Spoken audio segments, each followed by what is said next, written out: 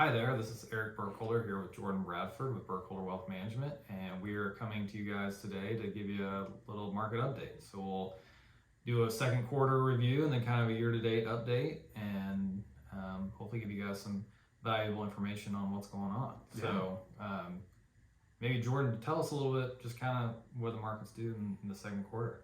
Yeah, so we're looking at it was a really pretty strong second quarter for the markets. This year has been a pretty big 180 from 2022. If we look back at a lot of different metrics a year ago today, the markets were in a much different spot. Inflation was in a different spot. We're going to touch on that in this video.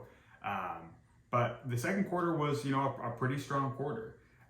There's been a lot of good news. So right now, year to date, the S&P 500 through the end of the quarter, I should say, was up about 15.9%, which is a really strong first half of the year.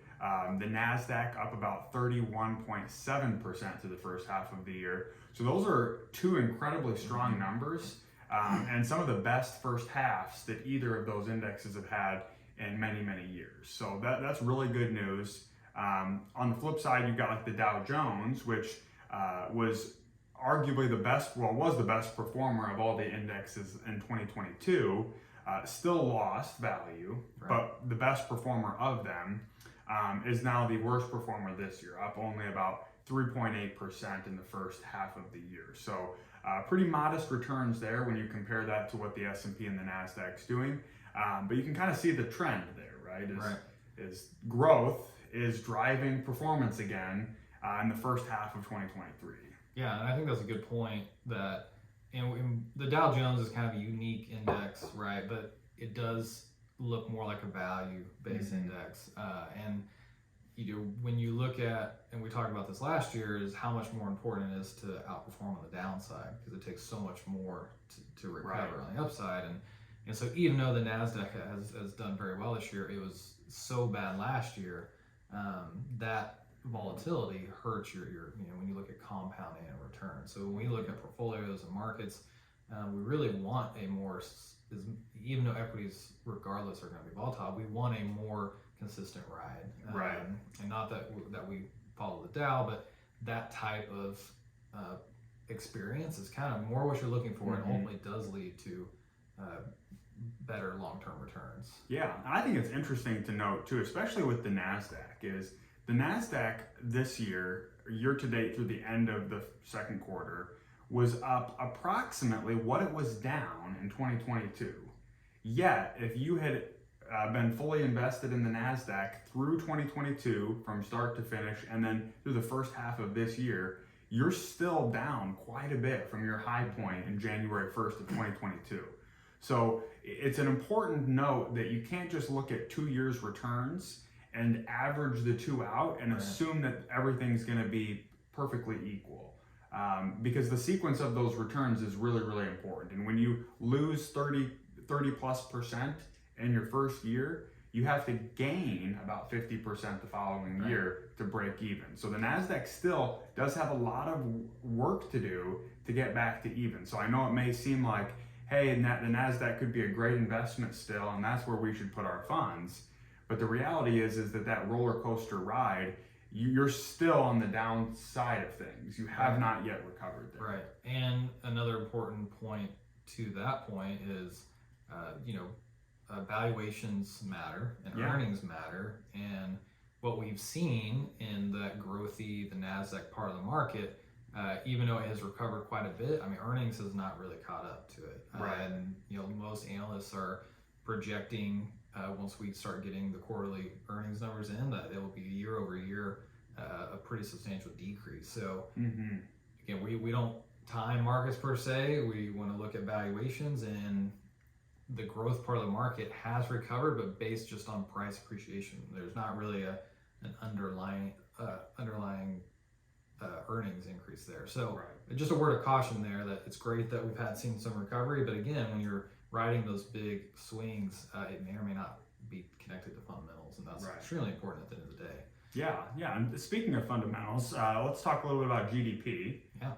Because we got some revised numbers for the first quarter. So I know this is a second quarter video, but as you know, the GDP numbers are always lagging, right? right? So we don't get that information until at least a few weeks afterwards, after the end of the quarter, and then you get your first preliminary results. And so let's talk a little bit about that. What were the original results in Q1? So I'll make sure I see my notes. Originally, we had a 1.3% increase in quarter one, which was actually a surprise. Like, people were concerned maybe we would enter a recession. They're happy we didn't. They were just revised upwards to 2% annualized growth rate for the first quarter. And so, that's below what, the Fed and the government want to see from a growth rate long term, but it's still moving in the right direction. And then I think partially that's connected to people are now revising up projections for the second quarter once we get those numbers in slightly. So expecting low twos to mid twos, 2.2, 2.3. Right. And so those have been revised up, the projections now. So, it really goes back to, if anybody's out there watched our previous videos, it is hard to predict the economy. And specifically, now we tie that to those market numbers we just discussed. It's very dangerous to try to invest based on what you think may or may not happen in the economy. One, markets in the economy are not the same, especially in the short term.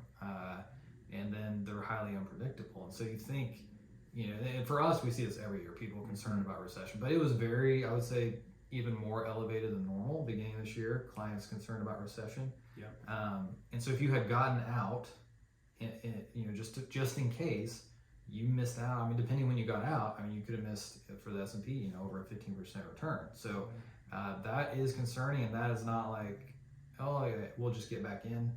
That is a substantial gain that you missed out on, and as we have talked before, missing out on the upside is just as detrimental as selling out or capturing a loss on the downside, right? So and I think we've also seen this play out before, where someone does get out when the market drops, and then the market does jump like this. And now that the S&P is up 15 to 16%, the conversation becomes, it's too high now. I want to wait for the market to come back down. And even though the S&P still hasn't recovered from the losses last year, and neither has the NASDAQ, and neither has the Dow. So the markets are still all lower today than what they were on January 1 of 2022. But yet the perception that investors have, if they're trying to time the market, is it's too high right now. But you got out when it was low, and we don't know what the lowest point will be. It's quite possible that last year we saw the lowest point, and that we're on our way upwards to some degree.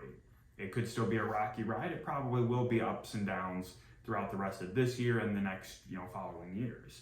But trying to time the market becomes so difficult, because in your head, when you see a return of like the NASDAQ 31% in 6 months, if that's the only information that you had, you'd probably say it's not a great time to buy. Right. Even though there's probably still some value there compared to where it was if you thought the NASDAQ was appropriately valued 18 months ago. And so there's a lot of little different emotional and psychological biases that are coming into play, and a good reason why we just don't want to try to market time, because we can't outthink the market, and most importantly, we have a hard time outthinking ourselves. Yeah, absolutely. And that's a great point. Like, how stressful is that if you did get out, just in case we went into recession? We still might, but maybe we don't now. And now, to regain that, you've got to find a way to make up 15 or so percent on the other side. So now you're even going to have to time it even more aggressively. And so really, the investment strategy cannot be dependent on market performance short term or economic performance short term. Right? It's just a never-ending cycle of timing the trade the wrong way. Even if you get it right once, you just won't get it right every time, and you have to get it right every time for that trading strategy to pay off. So. Yeah, we've talked about this, countless times in these videos, but even the most successful hedge fund managers in the world are wrong far more often than they're right. And it shows in their performance numbers, and it shows in their historical track records.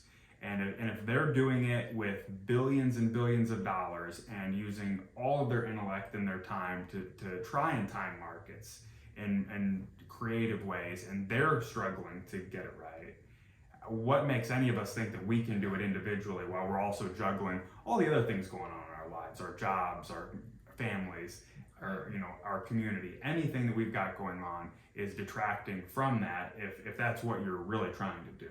Exactly. Yeah. And so, with that as a backdrop, there's several other pieces of economic and market news that I think people are probably interested in.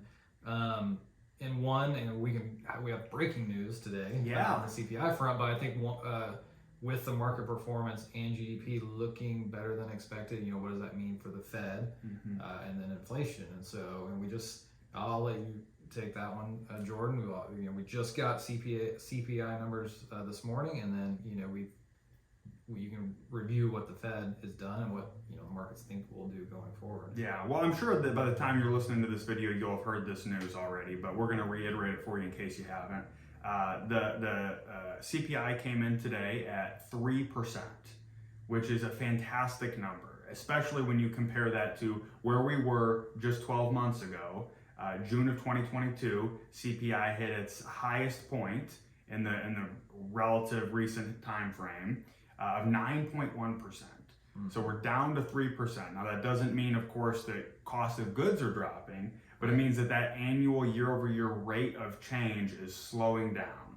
We're getting back to a more healthy inflationary number. Right. It's still a little higher than what the Fed's target inflation rate of 2% is, but that 3% number and the fact that we've had 12 straight months of declining inflation, that's really good news. And it says that, it's possible that the rate increases are making an impact. There's 1,000 factors that go into it, right. But what we're seeing is that the economy is maybe a little healthier today than what we thought 6 months ago.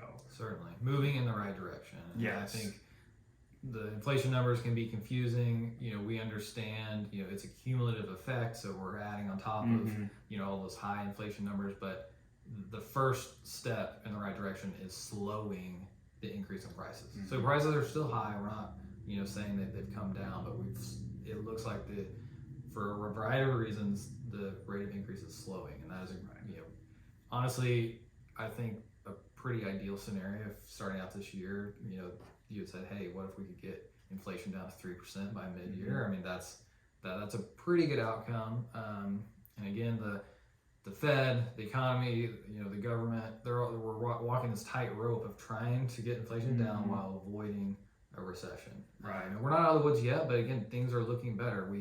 Employment remains strong. We had 14 months of exceeding expectations on job growth. Now, this last month was slightly below expectations, so it broke that streak, but it was still very healthy, very strong job growth. Unemployment's at 3.6%. Most people are dropping their projections of the likelihood of entering a recession. Goldman Sachs is now saying a 25% chance of entering a recession this year. So, all those things that's how markets and the economy work. We're moving one step at a time, and we're moving in the right direction, and hopefully we continue.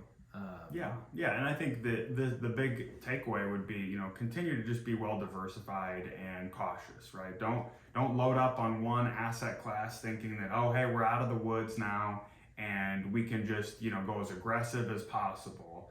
It's still have that disciplined strategy. Make sure your investments are aligned with your goals and your risk and, what you're looking to accomplish long-term and short-term. Right. And don't get ahead of yourselves. And that's really the big component that we look at when we're looking at whether the market's doing great or the market's doing really poorly, is trying to keep that all in balance. And right now the news is getting better and better month over month, and that's a really good sign, especially for markets and for people who are trying to plan for retirement or big purchases or really anything like that. And even with GDP or with inflation, I should say. The Fed's target rate right now is between 5 and 5.25. There's still speculation the Fed still may raise interest rates here in July by a quarter of a basis point. And even though 3% is great, I wouldn't be shocked if they do raise rates just a little bit in an effort to continue to bring that inflation down. We'll have to obviously see. But last month they didn't raise rates. and they did give that guidance though that they probably are going to raise rates at least one more time here in July. So Right. Good news, but I wouldn't expect that we're totally out of the woods on the high interest rate environment yet. Right. The Fed has shown to be fairly hawkish up to this point. I wouldn't. We don't. Before this morning, when we got new inflation numbers, there was still the market was pricing in a quarter point raise in July here in a couple weeks. So that could still happen. But we had 2 quarter point raises this last quarter. And it was a strong market, as we just discussed. A lot of good numbers coming out of the economy. Even fixed income was roughly flat. A few segments I think were up, but again, there's just so many factors that affect market rates, return, bond returns. Trying to get focused on fixated on any one of those factors is probably going to lead you down the wrong road. Absolutely. And creating an investment plan based on your long-term goals is always going to be the best decision. Right. Yeah. So I think that's all we've really got for you today. But obviously we feel a lot better about the news in this video than we did 1 year ago today when we were doing our quarter 2 of 2022 update. So these are good things, and the market continues to take in all the information that's happening in the economy, and it's adjusting its prices accordingly. Right. And that's how markets work, and that's why we believe in a diversified portfolio. So if you have questions or want someone to review your investment allocation, your portfolio, make sure that things are aligned properly, please reach out to us. We're happy to have a conversation with you.